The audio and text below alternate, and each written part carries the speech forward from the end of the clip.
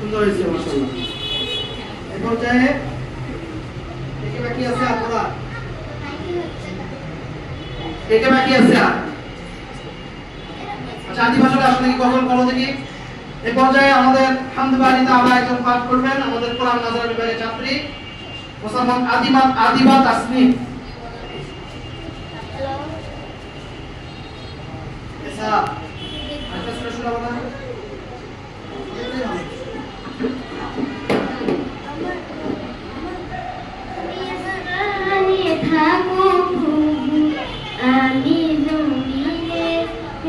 তিন যাও ওখানে বসো।